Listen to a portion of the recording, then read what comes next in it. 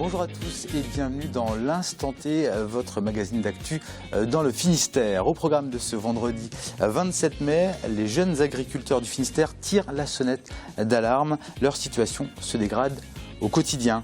En mer, la langoustine n'a jamais été aussi abondante pour les pêcheurs et abordable pour les clients. Mais attention, il faut respecter les quotas et préserver la ressource. Une première dans l'Ouest, un magasin connecté spécialisé dans la vente de matériel médical ouvre ses portes à Brest. Et enfin, on parlera du musicien Yann Tiersen qui nous parle de son rapport à l'île d'Ouessant où il vit et un rapport et une langue aussi, il nous parlera plutôt en breton puisqu'il vient tout juste d'apprendre le breton. Allez, après une semaine de social tendu, le festival Les Feux de l'Humour à Plougastel d'Aoulas vous offre une belle tranche de rire. Elie Moon, Baptiste Le Caplin ou encore Axel Lafont font partie des têtes d'affiche de la 8e édition du festival. Mais nous allons vous parler des humoristes en devenir. Samedi soir, 10 talents prometteurs vont se produire à la Velvore. Alors, qui pour succéder à Céline Groussard, prix du jury 2015? Réponse samedi, mais on en parle dans un instant avec Mélanie Tano, organisatrice de l'événement. Bonjour Mélanie. Bonjour. Allez, avec vous, on abordera justement ce tremplin des Feux de l'Humour. Et comme chaque vendredi, un autre humoriste aussi sera à l'antenne. C'est bien sûr Steven Leroy et sa brève de trottoir. Et on retrouvera aussi, après Steven, Aline Baudry. Bonjour. Bonjour. Alors, de quoi allez-vous nous parler dans l'Instant Môme? Plein de choses ce week-end, de la mer, du fantastique, il y en aura pour tous les âges. Très bien, allez, ça c'est en fin d'émission. On se retrouve évidemment vers la 25e, 26e minute là. Et d'ici là, on fait un point sur l'actu de ce vendredi 27 mai dans le Finistère. Les agriculteurs vont sûrement reprendre leurs actions de protestation dès ce lundi dans le Finistère et dans toute la Bretagne.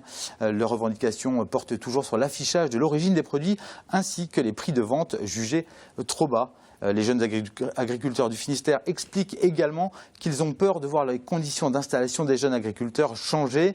La semaine prochaine, les tracteurs pourraient être de sortie. On écoute tout de suite Stéphane Cornec, le président des JA du Finistère, au micro de Geoffrey Lapérouza et Camille Pochet. Dans le Finistère, on est proche des 10% des exploitations en porcins qui sont dans des situations très très compliquées. Mais aujourd'hui, on est à un stade où on ne peut plus faire autrement. Il faut absolument nous entendre et on veut des actes au plus vite. La priorité à l'installation du côté de l'administration, qu'on veut continuer à installer des jeunes et pour ça aujourd'hui c'est remis en cause. Sur l'origine des produits et les prix des produits de tous ceux qui sont acheteurs de matières premières ou qui les commercialisent, on leur demande l'origine française et pas n'importe quel prix. On demande aussi du côté législatif révision de la loi de modernisation de l'économie par le biais de la loi Sapin 2. La semaine prochaine, on peut s'attendre à des blocages, on peut s'attendre à beaucoup de choses. Ce qui est clair, c'est qu'on risque de voir des tracteurs sortir et on espère que ça se passera dans les meilleures conditions possibles. Mais ça fait 2 ans qu'on le prévoit, personne ne fait rien, on veut des actes. Les agriculteurs rappellent aussi qu'ils n'ont pas reçu les aides européennes de la politique agricole commune pour l'année 2015. Ils demandent à ce que les contrôles cessent dans les exploitations jusqu'au versement de celles-ci. Allez, de la terre, on passe à la mer, direction le Guilvinec pour rencontrer les demoiselles de ces ports, plus connus sous le nom de langoustines. L'année 2016 a été abondante pour les marins-pêcheurs du pays bigoudin, une situation qu'il est nécessaire d'ajuster au vu des quotas européens. Plus d'explications avec Margot Durand qui est partie prendre l'air au Guilvinec. 16h30 au port du Guilvinec, une trentaine de chalutiers rentrent au quai avec à son bord des demoiselles pas comme les autres. Les langoustines, fruits de mer très prisés, sont capricieuses. Il y a des années avec et des années sans. Coup de chance, depuis janvier, elles se pêchent à foison et parfois même un peu trop. On est limité à 350 kg par jour. Parce qu'on est à plus de 30% du quota par rapport à l'année dernière. Déjà l'année dernière, on avait clôturé au quota. Donc là, on est limité à 350 kg. Les jours avant, on était à 400 kg. Si on ne limiterait pas les bateaux, d'ici fin octobre, les bateaux ne pourraient plus pêcher la langoustine. Un quota journalier imposé par l'organisation de producteurs pêcheurs en Bretagne afin de répartir équitablement sur l'année les 3665 tonnes autorisées par l'Union européenne. Mais ces limitations ont du bon. Elles permettent aussi de préserver et de renouveler la ressource. En pêchant moins, en ayant cassé des bateaux, Il y a moins d'efforts de pêche aussi et le poisson revient. Mais tout n'est pas que là, parce qu'il y a aussi la qualité de l'eau, il y a plein de critères qui rentrent en compte. On a mis des grilles à langoustine pour ramener plutôt de la langoustine d'une certaine taille. Est-ce que c'est par rapport aussi à la commercialisation, parce que la commercialisation européenne est à 7,5 cm, nous on l'a fait à 9. En plus d'améliorer leurs équipements, la transparence est de mise sur le produit. Les criers de Cornouailles sont les seuls en France à indiquer la traçabilité de leurs poissons et crustacés. Cette étiquette-là, c'est une traçabilité qui a été demandée pour l'ensemble de la flottille. C'est noté que c'est pêché au chalut, que c'est pêché dans telle zone, ça donne le nom du bateau, quel jour, quelle période ça a été pêché. Une abondance de langoustines qui se répercute sur les prix. Au moment des fêtes de fin d'année 2015, seuls 10 bateaux étaient en mer. La maigre pêche avait fait monter le prix au kilo à 100 €. Depuis janvier, le prix moyen se situe à 8,50 €, un coût considéré comme très abordable par les acheteurs. Au-delà des ressources maritimes instables et des réductions régulières des quotas européens, l'inquiétude des marins-pêcheurs se porte inévitablement sur l'avenir du métier. La pêche bretonne manque de main-d'œuvre et ne demande qu'à déclencher des vocations. Allez, c'est une première dans l'Ouest. Un magasin de matériel médical connecté vient de voir le jour à Brest, produit de la rencontre entre une start-up et une association implantée depuis 30 ans sur le territoire. Il a ouvert depuis un mois. Reportage de Camille Pochet. Dans ce magasin, on trouve des lits médicalisés, des fauteuils roulants et aussi des tablettes tactiles. Mais ces dernières ne sont pas à vendre. Elles servent à consulter le site internet de ce nouveau magasin entièrement connecté. En cliquant, vous pouvez donc voir le modèle, choisir une couleur et également ensuite donc ajouter un panier. C'est une commande internet très simple. Dans le secteur des produits de santé, c'est une première dans l'ouest de la France. Tout est né d'une rencontre entre une start-up finistérienne et l'association Archipel, implantée à Brest depuis presque 40 ans. L'association a racheté un site internet de vente en ligne à de jeunes entrepreneurs. Pour eux, le e-commerce et les magasins qui ont pignon sur rue sont complémentaires. Internet est devenu un vecteur de croissance pour les magasins qui est très important. Mais les clients ont également besoin de pouvoir se déplacer, tester, rencontrer quelqu'un, discuter. Et ça, seul le magasin peut le faire. Pour l'association qui emploie 800 personnes, le virage numérique s'imposait. Objectif du groupement, permettre l'aide au maintien des personnes à domicile. Le magasin répond lui aussi à cette problématique. D'autant que les seniors, clients ciblés par ce magasin connecté, représentent en moyenne 30% des parts d'achat sur le web. Nous sommes sensibles à tous ces problèmes de télémédecine, de télésurveillance, de téléobservance, des mots qui sont quelquefois un petit peu durs à entendre, mais nous travaillons beaucoup sur ces aspects de télécommunication. Archipel avait besoin de la réactivité qu'apporte l'univers du web. En magasin, nous avons 5 fauteuils releveurs. Sur le site internet, grâce à notre connexion, on en a 80. Donc on a une gamme de choix beaucoup plus importante. Et sur les prix, bien entendu, on a les volumes du web qui viennent nous aider. Et comme, bien entendu, de par nos valeurs de l'économie sociale et solidaire, on essaie de l'impacter aussi pour le consommateur. Connecter le magasin a coûté 100 000 €. Prochaine étape, connecter la partie réservée aux professionnels de santé. Ils auront même bientôt un drive à leur disposition. C'est l'un des grands noms de la musique en Bretagne et dans le monde. Le compositeur Yann Tiersian, auteur entre autres de la musique du film Amélie de Poulain, est aussi amoureux de la Bretagne, amoureux de l'île d'Ouessant également. Il se retire pour composer et depuis peu amoureux de la langue bretonne au point de l'apprendre en 6 mois en formation continue. Une langue qui lui ouvre de nouveaux horizons et le comble de bonheur. On regarde tout de suite le reportage à Ouessant de Corinne Armero et Gaël Blunven.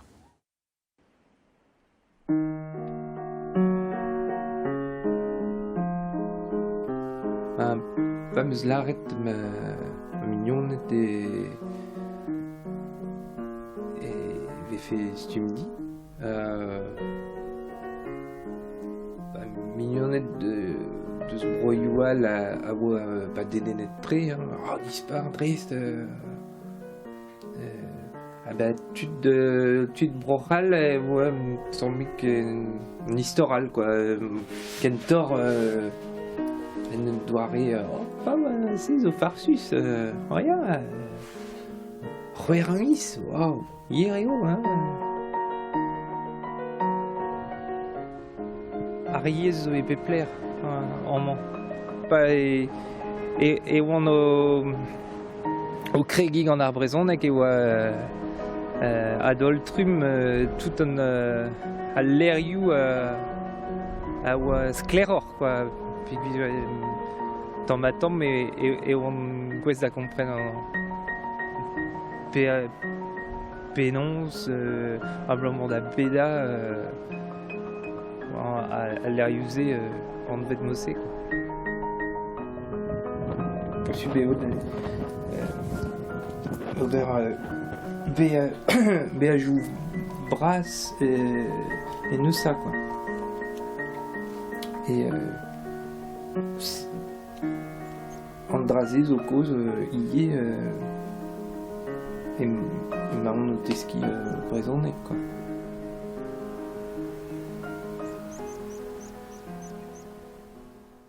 Et après ce beau voyage sur l'île d'Ouessant, retour sur le continent, allez, sans s'éloigner réellement de la mer, puisqu'on prend la direction de la presqu'île de Plougastel d'Aoulas. Samedi soir, rire en cascade à l'occasion du tremplin des Feux de l'Humour. Place aux nouveaux humoristes, on en parle avec mon invité.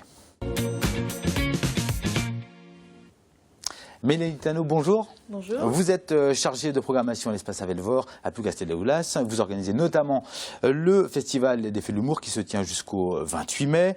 Samedi se déroule un tremplin, le tremplin, une soirée dédiée aux artistes humoristes en devenir, qui sont certains déjà bien installés, mais quand même qui grimpent. Le festival est maintenant bien ancré dans les grands rendez-vous de l'humour, parce que c'est la 8e édition. Pour preuve, les candidats se bousculent justement aussi pour participer à ce tremplin. Comment est-ce qu'on explique justement cet engouement pour les tremplins ? Alors déjà, c'est vrai que ça fait quand même 8 ans, enfin c'est la 8e édition cette année, donc il y a tout un travail qui a été fait sur la durée pour avoir beaucoup de candidats aujourd'hui qui postulent. Et il y a eu aussi le fait que la première édition, le gagnant des tremplins, c'était Kev Adams, donc c'était un bon ambassadeur du tremplin, on peut le dire. Et puis, voilà, on propose un accueil technique au top, une salle que les candidats n'ont pas l'habitude de pratiquer. En général, ils sont sur des petites salles et donc le bouche à oreille marche très très bien. Et parmi les candidats, donc on reçoit beaucoup de candidatures, effectivement. Alors, vous dites beaucoup, en effet, 60 candidats encore cette année, 10 places. Donc les places, en effet, sont chères. Vous êtes de plus en plus exigeants. Oui, alors on ne regarde pas seulement, alors effectivement il faut que le candidat nous fasse rire, ça c'est incontournable, mais on regarde aussi le rythme, l'espace qu'ils prennent sur la scène, on se renseigne aussi savoir s'ils ont, voilà, à quel moment de leur parcours ils en sont aussi pour participer au tremplin. Donc il y a plusieurs critères effectivement pour être sélectionnés. Est-ce que la cote, je dirais, du festival grimpe justement au niveau des artistes? C'est un microcosme, le monde de l'humour.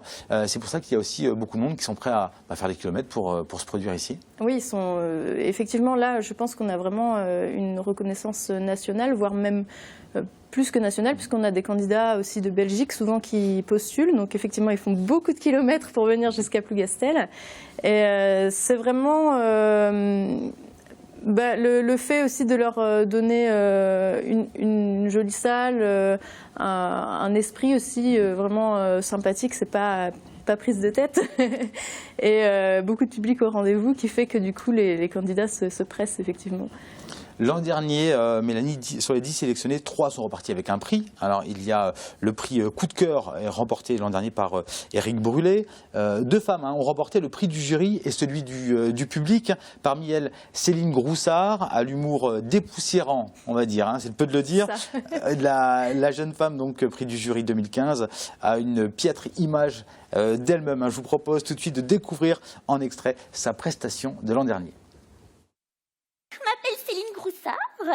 Voilà, alors Groussard, ça s'écrit G-R-O-U-2-S-A-R-D.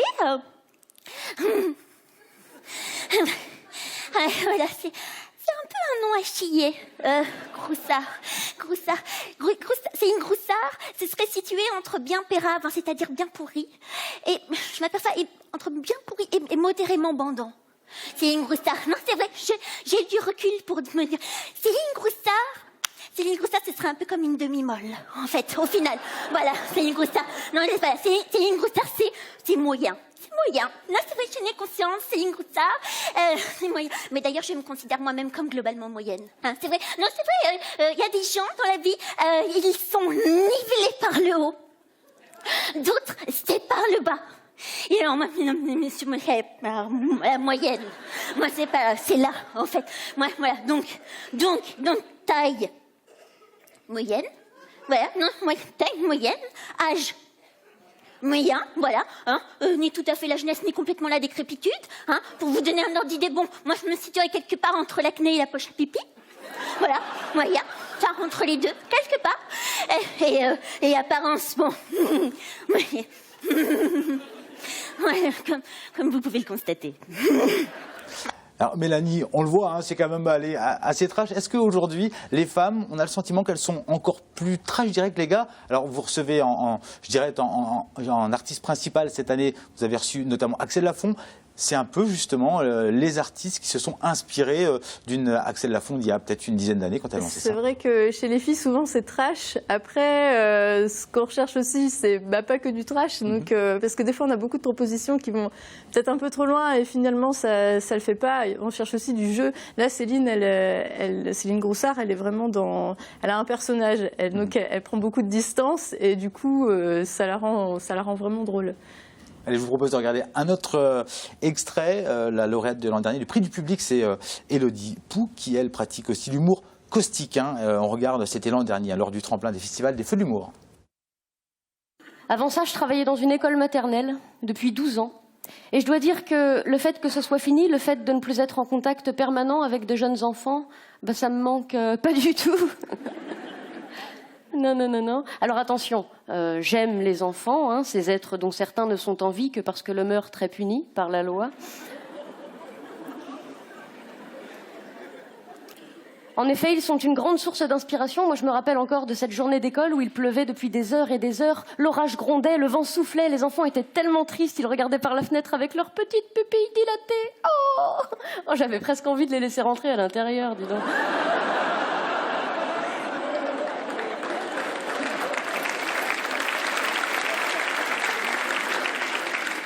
Ils sont mignons. Enfin, pas tous, hein. Ah, y en a qui ont été démoulés trop chauds, hein. Non, c'est vrai, quand on voit la tronche de certains enfants, on se dit qu'à la naissance, certains parents devraient jeter le bébé à la poubelle et essayer d'éduquer le placenta. Pensez-y pour les prochains. Alors, du coup, Mélanie, on le voit là, c'était quand même un bon cru l'an dernier. Hein. Oui, surtout chez les filles, parce que c'est pas souvent qu'on... déjà, il n'y a pas beaucoup de filles qui postulent, donc là, on était très contents d'avoir 2 filles. Et je trouve qu'elles ont changé, justement, elles ont évolué par rapport à ce qu'on les a vues mardi, du coup, avec une partie de leur spectacle beaucoup plus long que ce qu'elles avaient donné l'année dernière. Et elles sont encore plus drôles. Et justement, ça leur sert d'avoir un prix au Feu de l'humour? Oui, ça leur sert parce que déjà, ça les met en avant sur le temps du festival, sur la carrière aussi. Sur la carrière, oui, c'est pas juste le festival des Feux de l'humour, c'est le fait de faire beaucoup de festivals, ça les met en confiance et ça leur permet de tester la scène, de tester aussi leur spectacle. Et du coup, on voit quand même en un an que ça a bien bougé. Elles sont meilleures. Un mot sur les 10 candidats de cette année, dont une costarmoricaine. Mélanie, pouvez-vous nous en toucher 2 mots? Oui, effectivement, on a reçu une candidature d'une costarmoricaine qui est sur un registre assez particulier parce qu'elle fait du slam.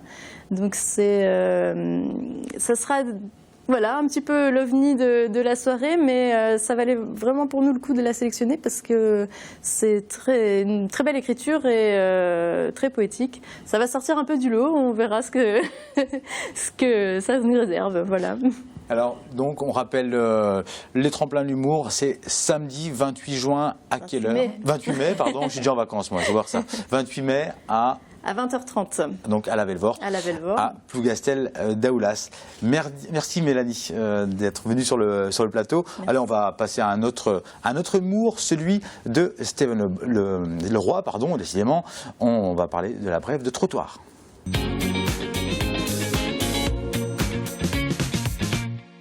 We are the champions, my friend. Eh, ça gaze avec toi ou quoi? Eh, nickel chrome, roi du pétrole, roi du baril, c'est le cas de le dire. Eh, t'as pas vu un peu ou quoi? Ça gaze avec toi ou quoi? T'as pas vu un peu ou quoi? Eh, champion, je te dis. En 2 semaines, tout mouillé, pas moyen d'en rajouter, verrue d'or, champion de hand et baguette d'or. C'est qui les meilleurs? Évidemment, c'est les F. Eh oh, sans déconner, on va pas se laisser abattre. T'as 3 titres de champion de France en 1 semaine. T'as vu ça où, toi? À part le Qatar qui gagne à Paris, ailleurs, c'est partagé un peu. Hein, non, nous, 3. D'abord, il y a eu la verrue d'or de l'autre machin qui viendra pas.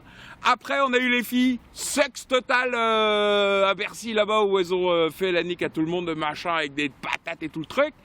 Et 3, le gars de la rue Jean-Jo, pof, baguette d'or. Et attends, pas baguette Monsanto à la farine blanche, hein. Baguette tradition, s'il te plaît. Pas le truc, tu sais, qui vaut 2,80 €. T'as presque peur de bouffer des rillettes avec tellement c'est cher. Mais, c'est lui qui a gagné, en tous les cas, devant tous les mecs, les parigots, là, qui mettent des trucs, tout ça. Tu sais même pas ce qu'ils mettent, mais tout ça, c'est pour faire venir les bourges du Faubourg Saint-Honoré. 3 fois champion de France en 1 semaine. Et moi, je dis, il y a ouverture pour faire d'autres compètes, quoi. J'ai pensé à 2-3 trucs en plus, tu vois. Par exemple, pot de départ en retraite d'or. Avec là où t'as le plus de cahuètes, de curly, de jambes de chinois, de transistors 24 piles et de bouteilles d'aveugle. Elles s'en déconner. Et je te garantis, ici, on fait une razzia. On joue la Champions League, la Coupe de l'UEFA et la Coupe des Coupes qu'on ressuscite. T'as tout le monde est dedans, à l'aise. Après, je propose foutage de merdier d'or en bloquant juste Sapon. Attends, pas moyen de rentrer en ville depuis le début de la semaine. T'as 3 camions, les mecs sont complètement paumés. Magnifique, c'est pas partout que tu verrais ça. Et le 3e catégorie, mais là, je pense qu'il y a un match, c'est... tiens, je vais te foutre attaquer dans tes dents parce que t'as eu 2 litres de gasoil de plus que moi d'or. Alors celle-là me paraît quand même légèrement plus compliquée parce que, vu les images qu'on voit à droite, à gauche, devrait y avoir match. Mais sans déconner, devant certaines pompes à l'Inter ou à Carrefour, les mecs sont quand même prêts à baisser leur futal et à faire rotor arrière à la vieille qui a 80-50, ça, parce qu'elle a pris les 2 derniers litres de samplon premier millénium. Hein. Et sans déconner avec ça... si on n'est pas 6 fois champion de France, on ne sera pas à l'Elysée.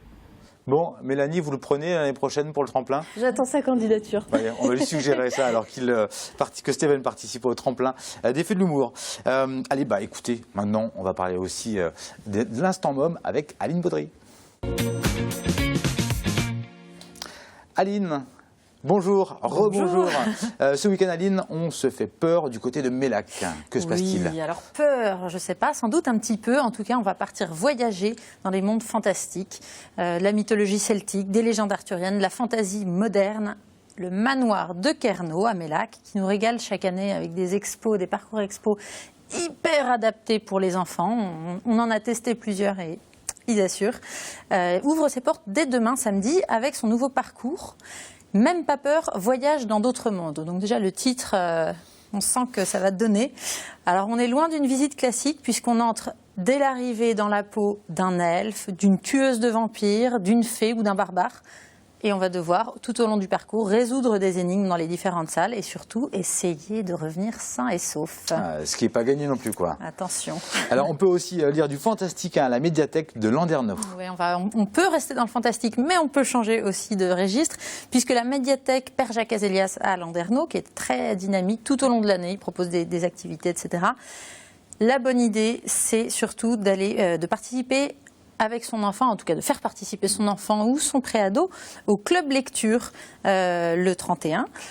Alors c'est pour les 7-12 ans et ce club lecture, ça permet aux enfants qui aiment lire et même ceux qui aiment moins justement de leur donner un petit peu envie en partageant entre eux les bonnes idées de livres. Alors si on peut les sortir de Harry Potter ou Tara Duncan, quant à moi, ce serait bien. Mais l'idée, voilà, c'est de leur donner envie de lire, le tout autour d'un goûter, donc c'est assez sympa. Et en plus, en ce moment, toujours à la médiathèque de Landerneau jusqu'au 1er juillet, les enfants peuvent participer à un grand concours de dessin sur le thème, là aussi, attention, ça s'appelle « C'est pas moi, petite peste et vilain garnement », donc j'en connais plusieurs qui pourraient s'inscrire, et dont le gagnant verra son dessin utilisé pour faire l'affiche du festival Clair de Lune qui aura lieu à Landerneau fin octobre. Belle récompense en tous les cas. Mais c'est plutôt pas mal. Et ce week-end, c'est aussi la fête des mères. Oui, merci. Alors les enfants, c'est ma fête ce week-end. Je vous le rappelle, c'est la fête des mères et c'est aussi la fête de la mer et du nautisme. Tout le week-end, En rade de Brest, on pourra s'essayer à toutes sortes de sports nautiques, se balader en caravelle, en chaloupe traditionnelle, on pourra se déguiser en pirate, il y aura plein d'animations, de jeux, etc. Samedi après-midi, ce sera à la plage du Petit Minou à Plouzané. Dimanche après-midi, à la Maison de la Mer au Relec. Et dimanche, toute la journée, au Centre nautique de Brest. Bref, un programme alléchant pour ce week-end. Toutes les infos sur kidiclic.fr. Allez-y. Bien sûr. Merci Aline, merci Mélanie. Bon week-end à vous deux. Merci à vous de nous avoir suivis toute cette semaine. Je vous retrouve la semaine prochaine. Bon week-end à tous.